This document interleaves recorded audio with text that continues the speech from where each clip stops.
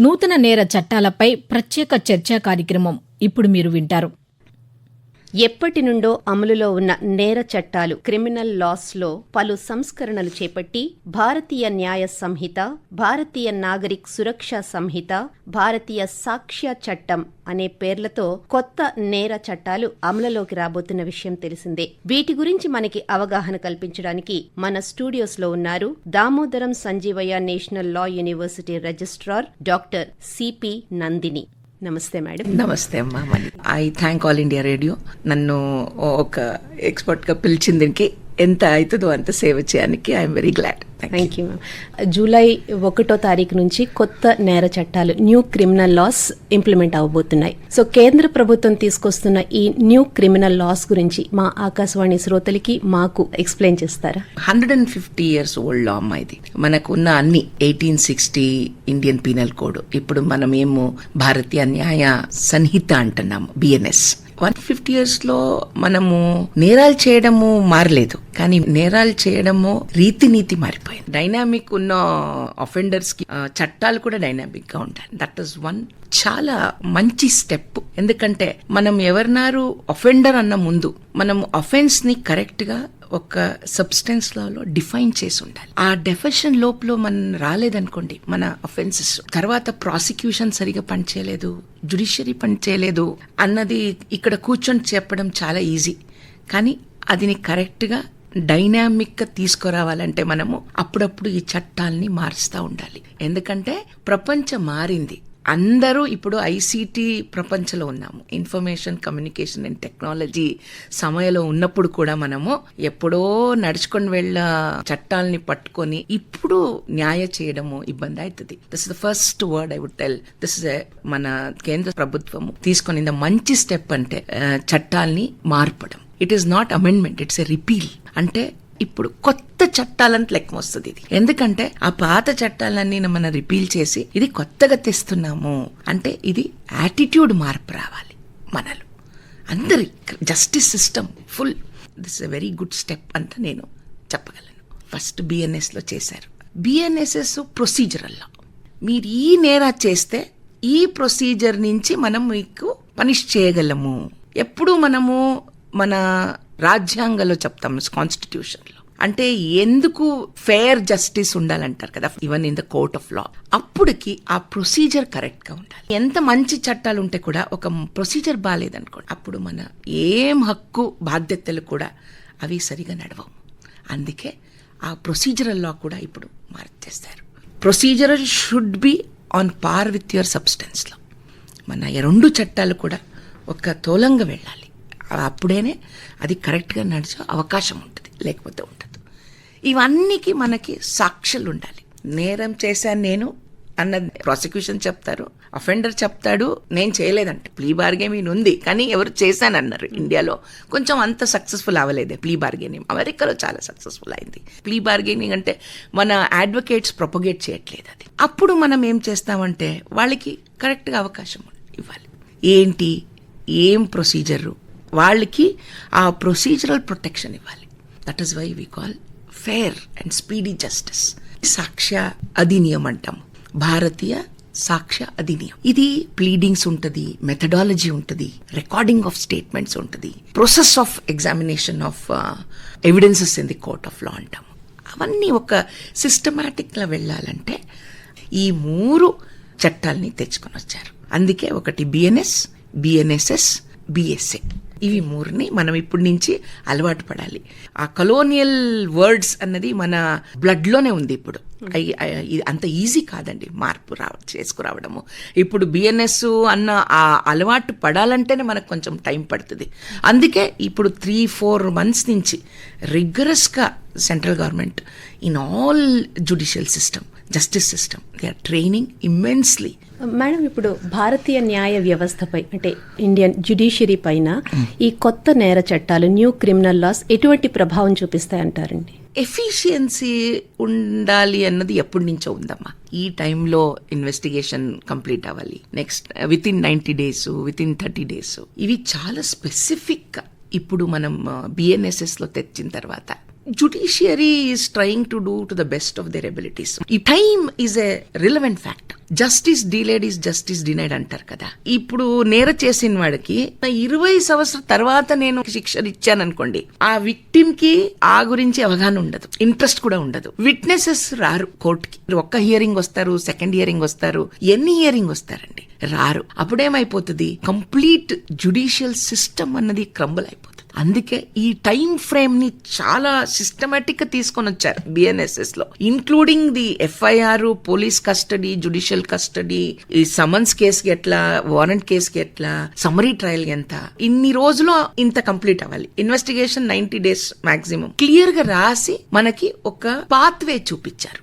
ఇప్పుడు police officers కు కూడా ఒక టైం ఫ్రేమ్, ఒక జ్యుడిషియరీ టైం ఫ్రేమ్ ఇచ్చిన వెంటనే అందరూ అలర్ట్ అయిపోతారు. Probably we may expect that in another 5 to 6 years, I can't tell immediately మార్పులు వస్తాయి అన్నది, అది మనం అనుకుంటే కొంచెం తప్పు అనుకుంటామేనో, కానీ ప్రాబబ్లీ ఇన్ ఒక డికేడ్ లో మన క్రిమినల్ జస్టిస్ సిస్టమ్ చాలా మారాలి. ఆ ఆలోచన ఉంటేనే మనకి అందరూ ఒక సిస్టమ్ లాగా పనిచేస్తేనే ప్రాబబ్లీ ఒక లెవెల్ నుంచి ఇంకొక లెవెల్ ఆఫ్ ఎఫిషియన్సీకి వెళ్ళే అవకాశం ఉంది. మనం ఇవన్నీ అప్లికేషన్ లో చేస్తే, ఇంప్లిమెంటేషన్ చేస్తే. అడ్జర్న్మెంట్ ఇవ్వకూడదు, 2 adjournments unless there is any other reason అన్నారు. జెన్యూన్ రీజన్స్ ఉంటాయి, ఇప్పుడు అడ్జర్న్మెంట్ చేసుకోవాలి, ఇవ్వాలి. కేస్ ప్రిపరేషన్ కి, ఇన్వెస్టిగేషన్ కి, డిఫెన్స్ ప్రిపరేషన్స్ కి అవన్నీ ఉండాలి. అందరికి టైం ఫ్రేమ్ ఇస్తేనే దట్ విల్ వర్క్ అన్న ఒక ఎక్స్పెక్టేషన్స్ లో ఈ మార్పుని ఇక్కడ తెచ్చారు. So that basically may work, బాగా పని చేయొచ్చు ముందుకి అంత నేను అనుకుంటున్నాను. We all should hope for the best. Speedy justice అన్నారు, సత్వర న్యాయం, దీని గురించి టైం ఫ్రేమ్స్ పెట్టారన్నారు. సో దీనికి ఏ విధంగా టైం ఫ్రేమ్స్ ఇచ్చారండి? FIR అంటాము, FIR చేయాలి కదా, క్విక్ గా చేయాలి. 0 FIR వచ్చింది, ఇప్పుడు కొత్తగా EFIR అంత రాశారు. మళ్ళీ జ్యూరిస్డిక్షన్ అన్నది చాలా. ఇప్పుడు మనం ఒక పోలీస్ స్టేషన్ కింద ఆయన జ్యూరిస్డిక్షన్ ని మనం వెళ్ళట్లేదన్నారు, మేము తీసుకోము, ఇది మా జ్యూరిస్డిక్షన్ లో. మీరు విన్నుంటారు, అక్కడ సినిమాలో చూపిస్తారు, ఇది నా జ్యూరిస్డిక్షన్ కాదు, ఈ జ్యూరిస్డిక్షన్. అది అప్పుడే తీసేశారు, కానీ ఇప్పుడు క్లియర్ గా అది స్పెసిఫిక్ గా చట్టాల్లో తెచ్చేశారు. ఇప్పుడు EFIR కూడా వేయొచ్చు, ఎలక్ట్రానిక్ FIR. ఎంత టైం ఫ్రేమ్ అంటే ఆ EFIR చేసిన 3 రోజుల్లో అది రికార్డ్ గా తెచ్చేసేయాలి, పోస్ట్పోన్ చేయ అవకాశం ఉండదు మీకు. This is one of the best steps to tell. Criminal justice system start అవడమే FIR నుంచి. అక్కడ మనం EFIR అంటే మీరు మొబైల్ నుంచి ఒక FIR చేయగలరు, ఆన్లైన్ లో FIR you can submit, complaint submit, ఏమారు చేయొచ్చు. మొబైల్ ఫోన్ ని they are bringing it under all the statutes. అన్ని చట్టాలు కూడా కంప్యూటర్ అండ్ కమ్యూనికేషన్ డివైజెస్ చాలా సెక్షన్స్ లో స్పెసిఫిక్ గా మొబైల్ ఫోన్ అంత కూడా రాశారు. అంటే జనాలకి ఎప్పుడు మొబైల్ ఫోన్ చేతిలో ఉంటుందో వాళ్ళకి మంచి టూల్ గా యూజ్ చేయాలి. ఇప్పటి నుంచి మనము we can use it as a best tool to even file an FIR. EFIR నుంచి స్టార్ట్ చేసి జడ్జ్మెంట్ వరకు కూడా electronic judgement copy within 30 days బయటకు రావాలని రాశారు. అంత సిస్టమేటిక్ గా తెచ్చారు, మార్పులు తెచ్చారు. కానీ ఆ EFIR రాసిన వెంటనే ఆ రికార్డ్ కావాలి. అందుకే any digital signature, electronic signature all accepted now. అవన్నీ కూడా అక్కడ they have written it very nicely. So EFIR నుంచి ఈ జడ్జ్మెంట్, ఎలక్ట్రానిక్ ఎవిడెన్స్, ఈ recording, audio visual statements can be recorded. Seize చేసినప్పుడు, సెర్చ్ చేసినప్పుడు, ఈవెన్ ది ఇన్వెస్టిగేషన్ ఆఫీసర్స్ ఎవరిని wait చేయ ఆవశ్యకత లేదు. They can record search and seizures in their own mobile. అన్ని పవర్స్ పోలీస్ కు కూడా ఇచ్చారు, జ్యుడిషియరీకి కూడా ఇచ్చారు. సో ప్రాబబ్లీ ఇది ముందుకి ఒక మంచి వ్యవస్థ తీసుకురావచ్చేనో అనుకుంటున్నాం. ఓకే, సో టెక్నాలజీని బాగా ఉపయోగిస్తారు ఈ కొత్త లాస్ లో. మేడం, మరి ఇప్పటి వరకు ఉన్న వాళ్ళలో, అంటే ఇప్పుడు లాయర్స్ కావచ్చు, జడ్జెస్ కావచ్చు, ఈ కోర్టుకి సంబంధించిన వాళ్ళలో టెక్నాలజీ అంతగా పరిచయం లేని వాళ్ళు ఉండొచ్చు. మరి వాళ్ళకి ఈ టెక్నాలజీ పరిచయం చేయాలి అంటే ఎటువంటి స్టెప్స్ తీసుకుంటున్నారండి? కేంద్ర సర్కారము BPRD, CAPT, ministry of home affairs ఇవన్నీ రిగరస్ గా ట్రైనింగ్ నడుస్తుంది అందరికి, పోలీస్ ఆఫీసర్స్ కి, జ్యుడిషియల్ ఆఫీసర్స్ కి. ఇప్పుడు మీరు చేసేది ఏమంటే లేమెన్ కి అవగాహన కల్పిస్తున్నారు. మనం ఏం చేస్తామంటే అక్కడ టెక్నికలీ వాళ్ళు ఏం మార్పు తీసుకురావాలంటే వాళ్ళకి చెప్తున్నాం. ఎందుకు ఇవన్నీ చేస్తున్నామంటే టెక్నాలజీ అన్నది మనము అలవాటు చేసుకోవడం కొంచెం కష్టం ఉండొచ్చు, కానీ ఒక్కసారి అలవాటు పడామనుకోండి, smart phone is a best tool in the hands of every justice judicial system. when used in a right way. In a right way, wrong way అన్నదికే ఈ రాంగ్ వేని ఇక్కడ చట్టాలు చేశారు, ఒక నేరాల్లాగా చేశారు. ఇప్పుడు వాళ్ళని అది ఎట్లా యూజ్ చేసుకుంటారు. Confession statement can be recorded అన్నారు. ఫోన్స్ నుంచి. Magistrate can record. Why they are bringing అంటే ఇప్పుడు ఒక సిస్టమేటిక్ గా ఒక రికార్డింగ్ రూమ్ అందరికీ ఉండదు. ఎక్కడో డిస్ట్రిక్ట్ లెవెల్, తాలూక్ లెవెల్లో ఎక్కడ ఉంటుందమ్మా ఇవన్నీ. అందుకే వాళ్ళు ఏం చేశారంటే ఇప్పుడు నుంచి యూజ్ ఎలక్ట్రానిక్. ఇప్పుడు state government has to bring rules. పోత్ కేంద్రాలు కూడా రూల్స్ తీసుకుని వస్తారు. కానీ most of the criminal justice system, law and order అన్నది స్టేట్ స్కెడ్యూల్లో ఉంటుంది.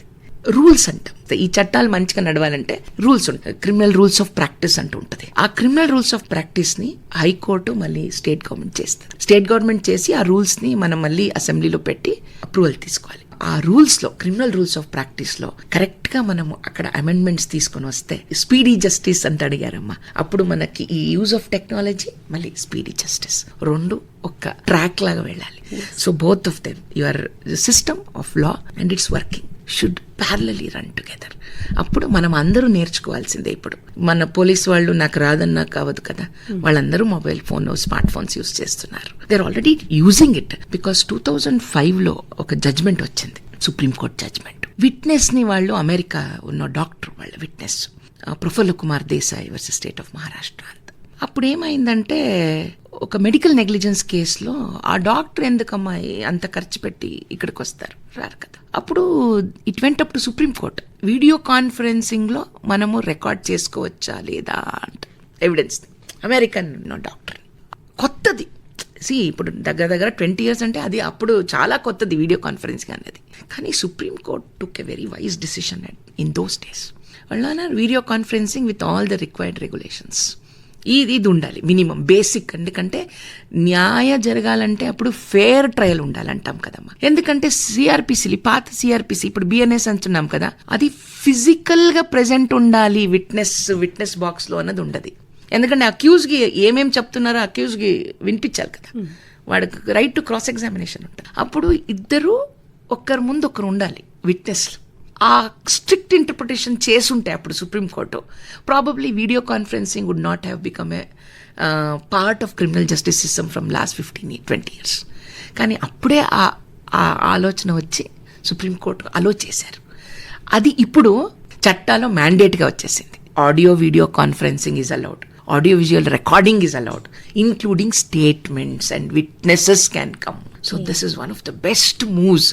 కానీ అది చాలా కేర్ఫుల్గా ఉండాలి. రికార్డింగ్ ప్రొసీజర్ ఉంటుంది.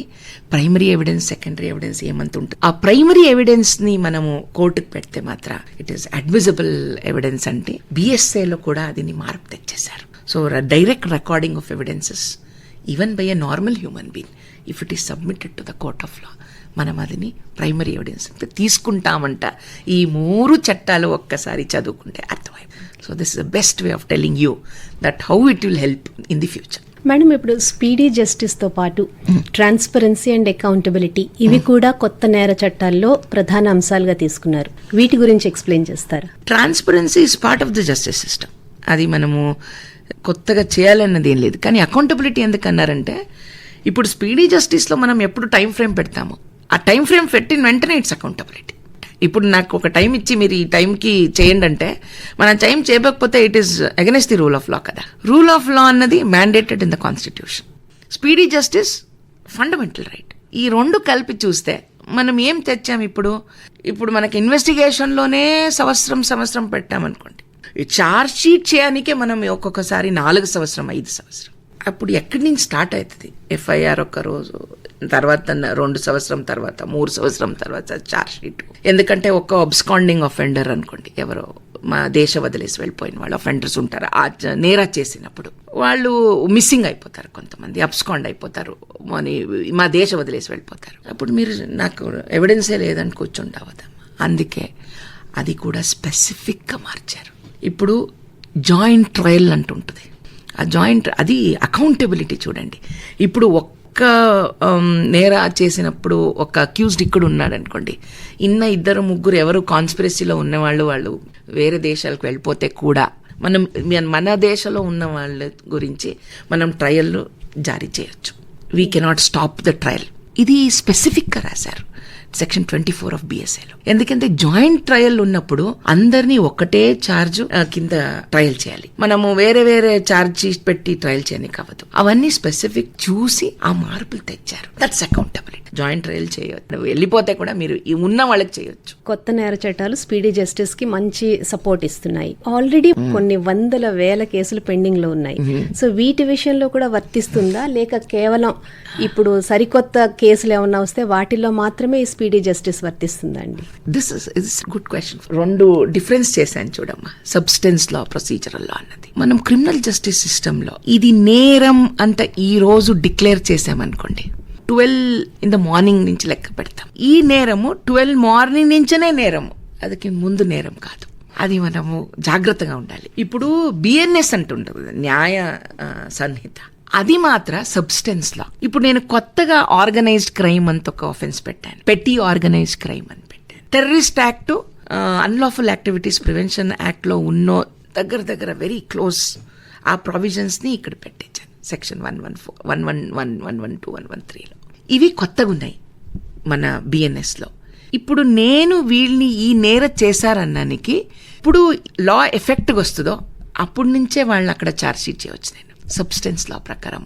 అది మనము టెక్నికల్గా ఏం చెప్తామంటే, criminal law has a prospective effect, retrospective effect చేయకూడదు క్రిమినల్ లాని.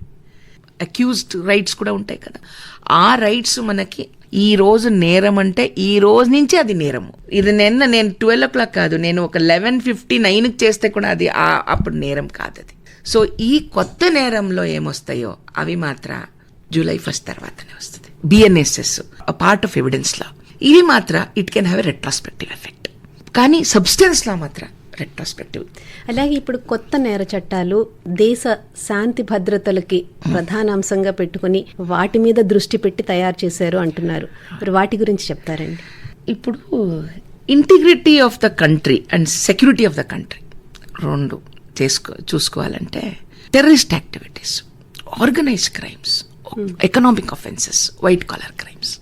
ఇప్పుడు నేషనల్ సెక్యూరిటీ అన్నది మీరు ఒక మంచి క్వశ్చన్ అడిగారు. ఈ మన పర్స్పెక్టివ్ చేంజ్ మారాలి. నేషనల్ సెక్యూరిటీ ఏంటి ఉత్తి వార్ అవ్వడమా? ఇప్పుడు మన బిఎన్ఎస్ లో దిస్ టెర్రరిస్ట్ యాక్టివిటీస్ లో activities which are against the economic integrity of this country అన్నారు. నాట్ ఓన్లీ టెరిటోరియల్ సెక్యూరిటీ కాదు. టెరిటోరియల్ సెక్యూరిటీ ఎప్పుడు మనం వార్ చేయొచ్చు, international Lalo we are not stopping them. కానీ economic threat to the country, food security అంటే ఎవరారు మనకి ఈ నేరాలు చేసిన వాళ్ళు ఈ దేశంలో ఉంటారా బయట దేశంలో ఉంటారా మనకి అది అవసరం లేదు. ఇది ఎక్స్ట్రా టెరిటోరియల్ జ్యూరిస్డిక్షన్ అంటామమ్మా. ఎంత సెక్యూరిటీ అంటే, ఇప్పుడు మీరు కాన్స్పిరేటర్స్ మన టెరిటోరీలో లేదు, బయట టెరిటోరీ నుంచి కాన్స్పిరసీ చేశారనుకోండి, అబేట్మెంట్ చేశారనుకోండి, ఏం చేస్తే కూడా వాళ్ళు మన నేరాల్లో వాళ్ళు లయబుల్. ఆ లెవెల్లో national security, integrity of this country not based on religion మనము క్రిటిసైజ్ చేయాలి. ఇది ఐదర్ రాజ్య ప్రభుత్వం కానీ రాష్ట్ర ప్రభుత్వం కానీ ఏం పాలసీ చేస్తే any sector should have a right to criticise the actions of the state. ఎందుకంటే స్టేట్ ఉన్నది పీపుల్ కోసరం. ఆ క్రిటిసైజ్ చేయాలి. ఆ ఎక్స్ప్లెనేషన్లో క్లియర్గా ఇప్పుడు కూడా ముందు ఉండదు, ఇప్పుడు కూడా క్లియర్గా ఉంది ఎక్స్ప్లెనేషన్లో. ఎవరారు క్రిటిసైజ్ చేయాలంటే చేయొచ్చు, కానీ ఆ క్రిటిసిజంలో మీరు ఒకరికి don't bring enmity and differences based on రిలీజన్నో, సెక్సో, కమ్యూనిటీనో, కాస్టో, క్రీడో, కలర్. అది ఒక 4-5 సెక్షన్స్ ఉన్నాయి మాటల ఆ నేషనల్ సెక్యూరిటీ గురించి. Government should answer, government is responsible, accountability అంటే అడిగారు చూడండి. Government is accountable to the people, it's people's made government.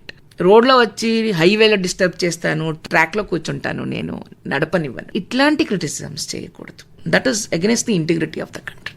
ఎందుకంటే you always have a right to criticise, that is very clearly stated.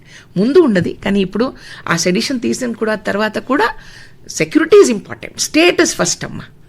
I also agree as a criminal law teacher, state comes first. Madam, ఇప్పుడు మీరు అన్నారు ఇది people made government కాబట్టి government should be accountable to the people అని. ఈ కొత్త నేర చట్టాలు దీన్ని ఎంతవరకు సపోర్ట్ చేస్తాయండి? ఇప్పుడు విక్టిమ్ సెంట్రిక్ లా ఉంటుంది, అక్యూజ్ సెంట్రిక్ లా ఉంటుంది.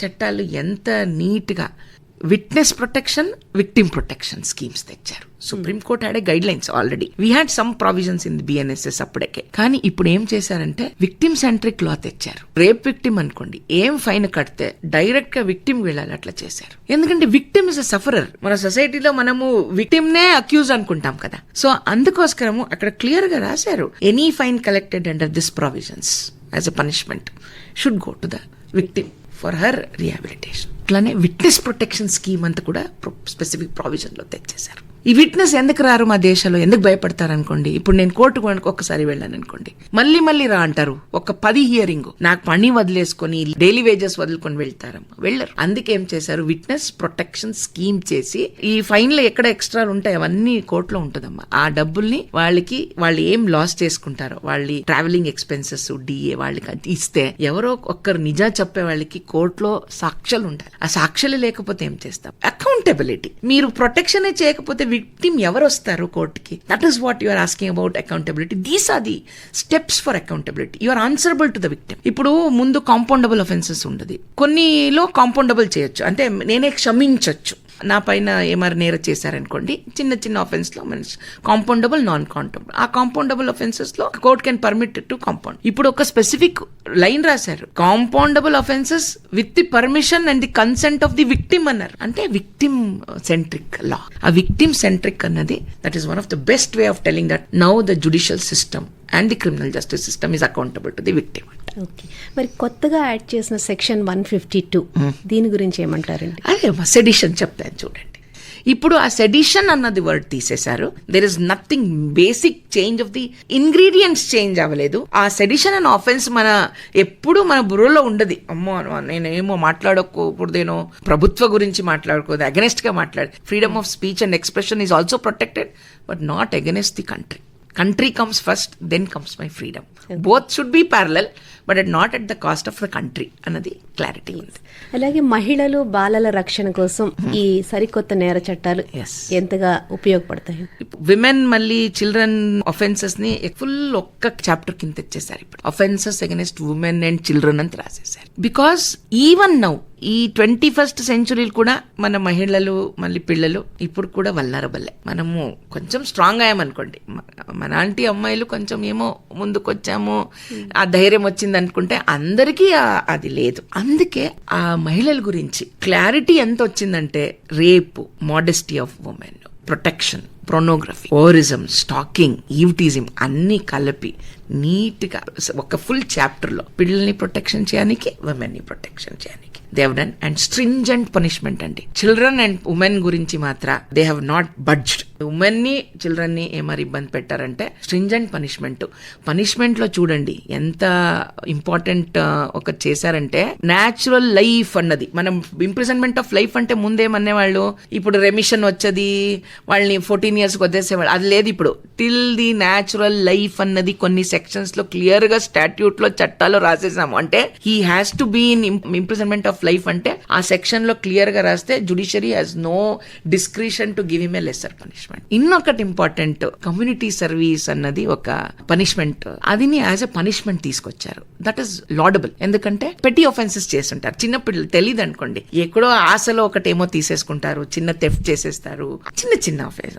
బట్ పనిష్మెంట్ చేయకపోతే ఉండిపోతే అదే అలవాటు పడిపోతారు. బిఎన్ఎస్ లో ఇప్పుడు కొత్తగా కమ్యూనిటీ సర్వీస్ అన్న పనిష్మెంట్ యాడ్ చేశారు. ఆ కమ్యూనిటీ సర్వీస్ అనే డెఫినేషన్ కూడా చేస్తాం. ఓల్డ్ ఏజ్ హోమ్ లో వెళ్ళి పని చేయండి, రోడ్ క్లీన్ చేయండి, ట్రాఫిక్ పోలీస్ తోటి నించొని కమ్యూనిటీ సర్వీస్. ఇవి కొన్ని ఎగ్జాంపుల్స్ చెప్తున్నాను. ఇట్లా కమ్యూనిటీ సర్వీస్ ఉన్నది. డెత్ పెనాల్టీ హైయెస్ట్ లెవెల్ ఉంటే ఇప్పుడు లోయెస్ట్ కమ్యూనిటీ సర్వీస్ వచ్చింది. That is one move of reformation. ఇప్పుడు న్యూ క్రిమినల్ లాస్ లో ఎవిడెన్స్ యాక్ట్ గురించి ఎక్స్ప్లెయిన్ చేస్తారా? ఎవిడెన్స్ యాక్ట్ లో మాత్రం ఒక మంచి చేశారంటే, electronic and digital evidence can be evidence and it is admissible evidence అన్నారు. మా సెక్షన్ 62, 61, 62, 63 అది మాత్రం అందరూ క్రిమినల్ జస్టిస్ సిస్టమ్ కి కనెక్టెడ్ అందరూ చాలా బాగా చదువుకోవాలి. ఎందుకంటే ఇప్పుడు ఈ ఎఫ్ఐఆర్ నుంచి స్టార్ట్ అయిపోతే ఇన్వెస్టిగేషన్, సెర్చ్, షీ సీజర్ కన్ఫెషన్ స్టేట్మెంట్స్ మీరే చూస్తా ఉంటే మీరే ఒక ఎలక్ట్రానిక్ ఎవిడెన్స్ తీసి కోర్టుకు పెట్టొచ్చు. ఇన్ని ఎలక్ట్రానిక్ అండ్ డిజిటల్ ఎవిడెన్స్ కోర్టు ముందు వచ్చినప్పుడు court will it admit or not అన్న డౌట్ ఉండదు.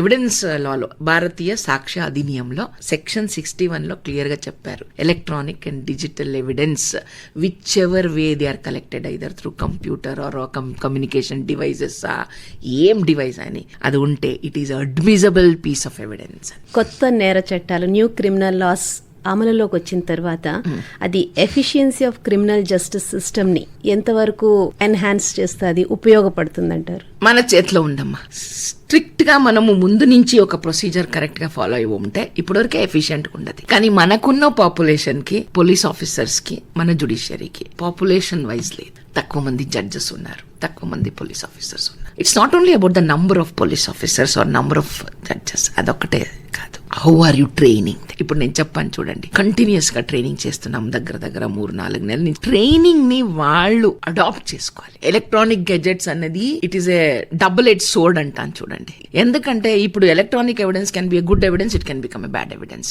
ట్యాంపరింగ్ చేయడం చాలా ఈజీ ఎలక్ట్రానిక్ ఎవిడెన్స్, ఆల్టరేషన్ చాలా ఈజీ, డిస్ట్రక్షన్ చాలా ఈజీ, మోడిఫికేషన్ చాలా easy. That is why National Forensic Science University అంట గాంధీనగర్ లో ఉంది. వాళ్ళని ప్రైమరీగా అక్కడ they have made the head of that. IT Act kinda they have made this will be going to be taking care as electronic expert examiners antu. Ippudu anni FSL lo forensic science laboratory lo they're already there, one of the department. Ee departments periginchali, experts ni increase cheyali, number of experts, so that they'll be utilized in facilitating the criminal investigation and justice system. Efficiency appade vastadi training nunchi implementation. Madam, being registrar of reputed law university, me time చాలా precious. మీ precious టైంని మా కోసం, మా ఆకాశవాణి శ్రోతల కోసం వెచ్చించడానికి వచ్చి new criminal loss గురించి information ని మాతో పంచుకున్నందుకు I extend a heartful thanks to you madam. Thank you so much. Thank you so much. I'm glad to be part of this. మీరు ఇప్పటి వరకు నూతన నేర చట్టాలపై ప్రత్యేక చర్చా కార్యక్రమం విన్నారు. అతిథులు CP Nandini, registrar, Damodaram Sanjeevaiah national law university, Visakhapatnam. వ్యాఖ్యాత ఎన్ మణి. సమర్పణ ప్రాంతీయ వార్తా విభాగం, ఆకాశవాణి విశాఖపట్నం కేంద్రం. వెలువడింది ఆకాశవాణి విజయవాడ కేంద్రం నుండి.